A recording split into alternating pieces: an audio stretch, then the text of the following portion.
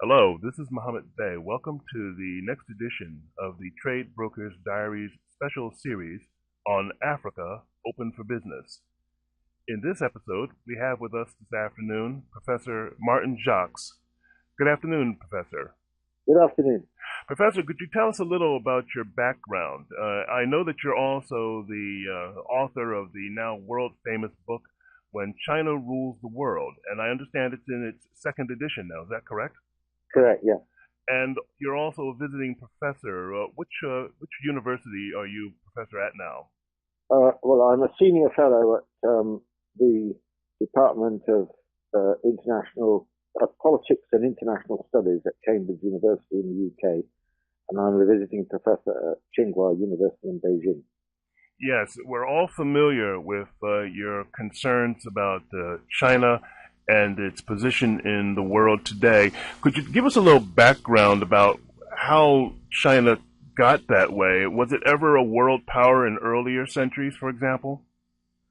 I mean, if you take the last 2,000 years, Mm-hmm. then for quite extensive periods, China was the most either the most advanced country in the world or one of the most advanced countries in the world.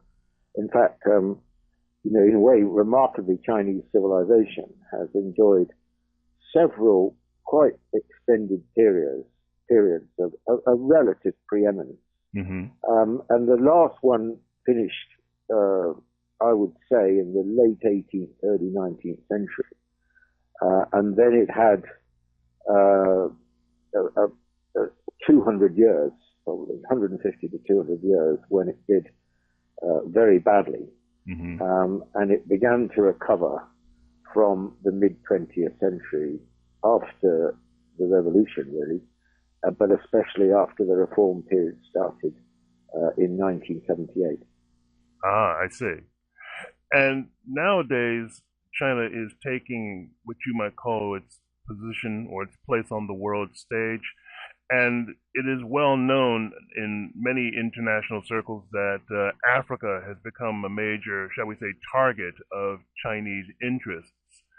And how do you see these trends working themselves out over time, particularly with the recreation of the Silk Road, which ran from parts of India and Persia into the West in earlier centuries? Well, I think that China really only began to turn outwards in a big way. I mean, of course, from 1978, it decided to try and become a manufacturing economy and to export as far as possible most of those relatively cheap manufactured goods. But really, this gained uh, traction and momentum in a new way at the turn of this century. And apart from China's much publicized relationship with the United States, uh, its characteristic really was China's growing relationship with a range of developing countries. In the first instance, in East Asia, in other words, sort of its neighboring countries, but also, of course, Africa and Latin America. These became very important, and in China's external economic relationships, the Chinese market became very important for these countries, and also their markets for Chinese goods. And the exchange was mainly, not exclusively, but in that phase was mainly uh, by and large, countries, for example, African countries, exporting their commodities to Mm-hmm. China, and China exporting to them their cheap manufactured products. Mm-hmm. Okay. I understand that trends in China are such that incomes are rising and people are not willing to take the same kind of low wage jobs that they may have taken in previous years. That being the case with the rise of the Chinese economy, is it likely that China will cease to be the world's workshop in the coming decades, and that the last frontier of, shall we say, low wages might wind up being uh, countries in Africa, in your opinion, given economic trends as you see them? Well, at the moment, I mean, we can already, the trends you're describing, we can already see. Because what happened with China, what has happened with China is that, it had this phenomenal growth rate of around 10% until 3 or 4 years ago. Now it's more like 7%. With the economy thereby doubling in size roughly every 7 years. Mm-hmm. But uh, but this process also led to rapidly rising living standards, and it's reasonable, I think, to assume, roughly speaking, that living standards increased at the same rate as economic growth. So therefore, say over the last 20 years, Chinese living standards have been doubling every 7 years. Mm-hmm. So the first areas of major economic growth, for example, in Guangdong province and in southern China, or the Yangtze Delta, Shanghai, and so on. The economies, these of course, the hinterland is very large in population terms. Yes. These economies became increasingly moved from the bottom rung of manufacturing, if you like, up the value scale, and the people living in these places, have had a complete transformation, really, in their living standards. Now, the consequence of that, of course, is that the costs of production in these places also rose very quickly. And although the areas I've been talking about were the initial base of China's economic transformation, they priced themselves out of the market, essentially. And so both Chinese firms and foreign firms moved, who needed very low wages for their competitiveness, moved into the interior of China increasingly, and away from Guangdong and the Yangtze Delta and so on. And so those places became more prosperous, and new kinds of products were being created. Service sector became much more important, and so on. You had a kind of conveyor belt process, if you like, of transformation. But such is China's transformation that it's also that even wages in the interior have increased a lot. So that now China is in effect no longer able to compete in really cheap goods with a range of other countries, including in East Asia, like, for example, Indonesia or Vietnam. So China's moving up the value scale, and it's become clear that other countries are more competitive. And Africa is an interesting case in point here, because one of the things that the Chinese have done, and if you look at overseas investment by China in Africa, then initially a lot of it really went into either commodities or infrastructure. The Chinese have put a lot of money in African infrastructure. But also, the Chinese started to move their production out of China, because it was too expensive, into Africa. So, into some African countries. So what you see is, the beginnings of a new cheap end manufacturing base in some African countries, which essentially comes from China. Excellent, thank you. There are those who say, Professor, that the fact that the African continent is easily twice the size of China, the fact that the major populations in Africa are around 25 to 30 years of age, if not younger, and that many of the resources, despite all we've heard about the scramble for Africa and the colonization of Africa, that the resources under the ground in Africa have really only they've only really scraped the surface. Do you see a time when you'll have to write another book called When Africa Rules the World? uh, Not in the near future. Okay. Okay.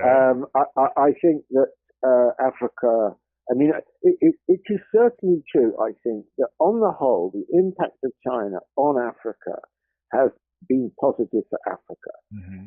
It was one of the factors which really, I mean, the arrival of Chinese demand meant that the market situation for African countries, with their commodity exports in particular, was stronger than it had been before, because those who were in the market for these commodities were limited in number. But when the Chinese arrived, it boosted the prices and therefore increased the value of these products for African countries. And I mean, the growth rate in the first decade or so of this century in Africa was, I think, if I remember correctly, around about 7%.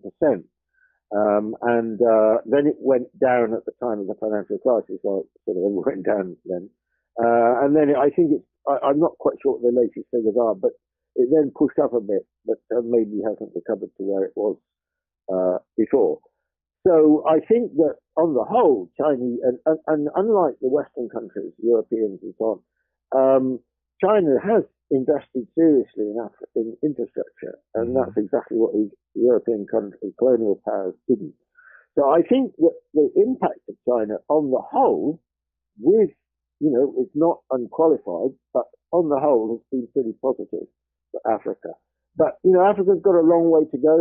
It's important it doesn't get stuck as a commodity producer, that it's able to generalize away from commodities. It develops a manufacturing capacity and a more all-round ability economically.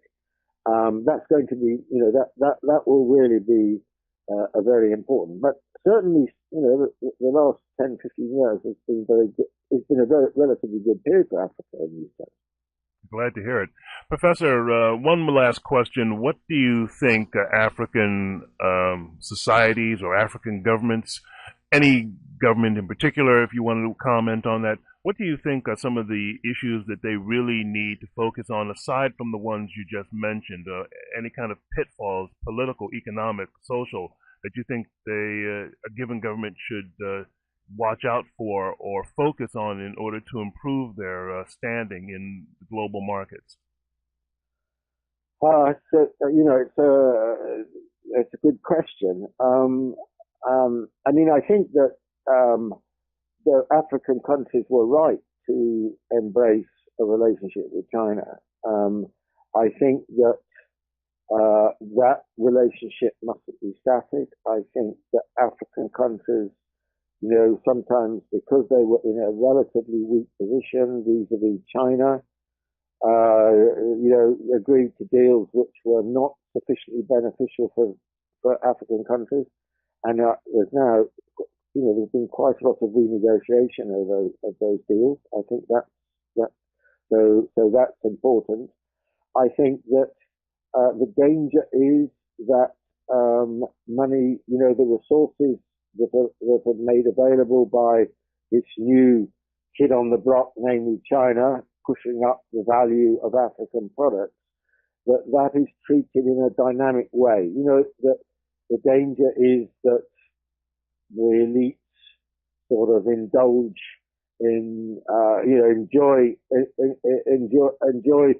the fruits of these resources while the sun is shining, as it were. Mm-hmm. But don't use that money as a means to invest in developing a more all-round economy, which is not narrowly resource dependent. And as we know in the world, this has been a big problem.